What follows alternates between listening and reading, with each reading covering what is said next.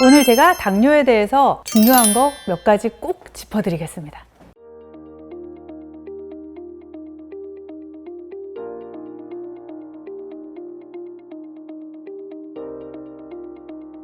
안녕하세요. 건강지킴이 건강수사반장 전지혜입니다.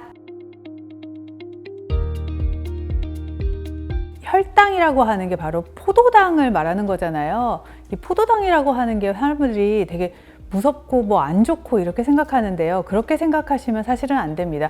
포도당 많이 들어보셨죠? 포도당이 뭘까요? 우리 몸에서 가장 에너지원으로 쓰는 가장 기초 단위라고 생각하시면 돼요. 밥을 먹었을 때 이걸 잘게 부셔가지고 포도당으로 이제 우리가 에너지를 쓰는 거거든요. 그래서 혈액 속에서 포도당이 돌아다니는데 우리가 그걸 에너지로 쓴단 말이죠.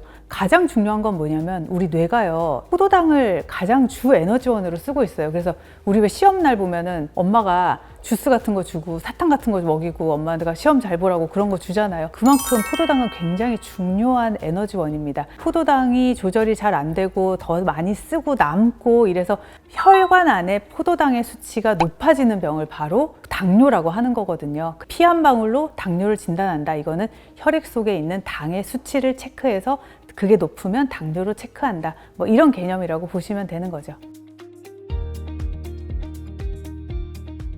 우리가 결국은 밥을 먹으면 밥을 먹은 것들을 잘게 부셔가지고 에너지원으로 쓰게 되고요. 쓰고 남은 것들이 결국은 어디 저장이 되거나 하게 되는데 그러고도 남는 것들이 혈액 속에 돌아다니게 되거든요. 혈액 속에 있는 혈당의 수치가 높아지게 되고요.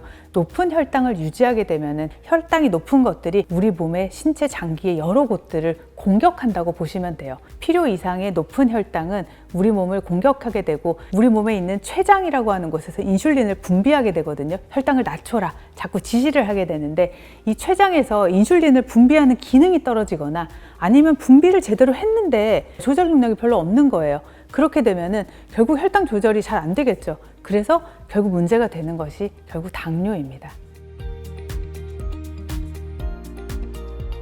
저는 임신성 당뇨를 알았어요.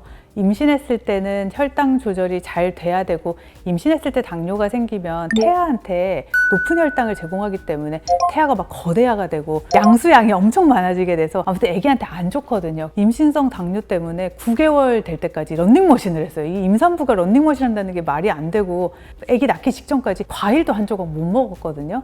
그래서 엄청 불행했는데 이런 분들은 사실 당뇨 검사를 적극적으로 하셔야 돼요. 임신성 당뇨 환자들은 나중에 당뇨가 될 확률이 50% 이상이 된다고 돼 있거든요. 그리고 가족력이 있는 분들도 당뇨 검사는 꼭 하셔야 되고요. 나이가 드시면서 이제 만성질환으로 당뇨가 생길 수 있기 때문에 당뇨 검사는 하시는 게 맞는데 40세 이상이 되면은 우리가 나라에서 국가검진을 해줄 때 공복혈당이라고 하는 거를 2년에 한 번씩 체크를 해주겠죠. 공복혈당이 아니더라도 요즘은 아주 좋은 기술이 나왔죠. 3개월간의 평균 혈당을 보는 당화혈색소라는 게 있는데 그 당화혈색소가 6.5%가 넘으면 당뇨로 진단을 하게 되고요. 공복혈당은 흔히 사람들이 100을 넘으면 안 된다고 알고 있거든요. 근데 100을 넘는다고 다 당뇨는 아니고요. 126이 넘을 때 당뇨를 의심하게 되고 그런 경우에는 확진 검사를 해서 당뇨가 있는지 아닌지 체크를 하게 됩니다.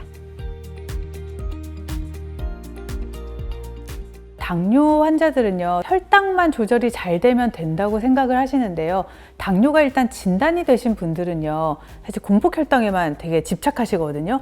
근데 제가 당뇨 환자들을 많이 봤을 때는요, 당뇨 환자들은 두 가지 카테고리로 나뉘는 것 같아요.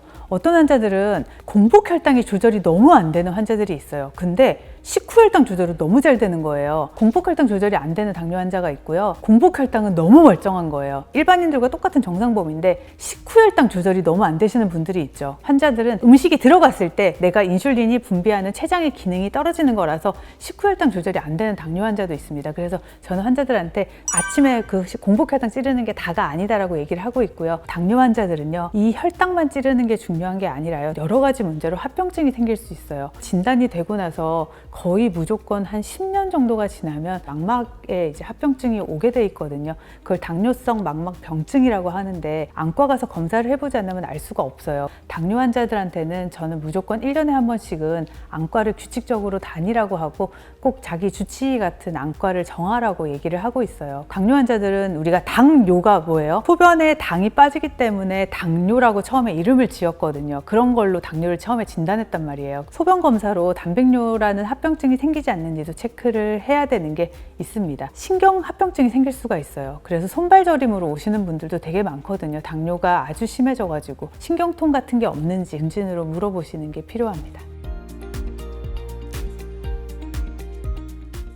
당뇨를 예방하는 길은 당뇨 전 단계인 분들이 당뇨가 가지 않도록 하는 게 저한테는 되게 중요한 사명감이지 않을까라고 생각하거든요. 그래서 검진을 했는데 당뇨 전 단계인 환자가 왔을 때는요, 환자분 당뇨에 소인이 있으니까 당뇨가 안 오게끔 우리 노력을 해보자, 이런 얘기를 굉장히 많이 하거든요. 체중 관리하시는 게 굉장히 중요하고요. 초음파에서 지방간 같은 게 있으면 운동 같이 꼭 하셔야 되고, 고혈압이나 고지혈증을 동반하고 있을 때는 당뇨의 위험이 훨씬 높아지거든요. 동반 질환이 있으실 때는 정말로 더 열심히 식습관 조절하셔야 되고 운동하셔야 돼요. 그러면 여기서 식습관 조절이라는 게 뭘까가 이제 키포인트거든요. 당이 많은 음식들은 드시면 안 돼서, 사실 저는 되게 엄격하게 밀가루나 과일은 조심하십시오라고 얘기하거든요. 달달하고 맛있다고 생각하시는 것들은 조금 다 멀리 하세요 라고 하시면 이해를 엄청 잘하세요. 그래서 쉽게 설명해드리고 이제 조절해드리는 게 저의 역할이라고 저는 생각합니다. 당뇨 환자들은요, 저혈당을 더 조심하셔야 돼요. 혈당을 낮추기는 쉽지만요, 혈당을 높이려면 우리가 주스나 사탕 같은 거 꼭 들고 다니시라고 당뇨 환자들한테 꼭 주의하거든요. 아이러니하게도요, 삼시세끼 꼭 드셔야 됩니다. 그래서 그거 꼭 기억하셔야 돼요. 먹지 말라고 하는 것도 많지만요, 당뇨 환자들은 당뇨 약을 드시기 때문에 우리 몸에서 혈당을 낮추려고 하는 기전이 24시간 계속 작동하고 있거든요. 식사를 거르시고 뭘 안 먹으려고 하시고 계속 뭔가 끼니를 거르시면은 혈당이 낮아져서 저혈당이 오실 수 있어요. 보통의 일반적인 사람들은 혈당이 이렇게 평균적으로 이렇게 간다고 생각하면요, 당뇨 환자들은 혈당이 이렇게 널뛰기처럼 가거든요. 그래서 내려가는 저혈당의 증상도 훨씬 일반인보다 더 크게 올 수 있어요. 그렇기 때문에 당뇨 환자들 삼시세끼 꼭 챙겨 드셔야 됩니다.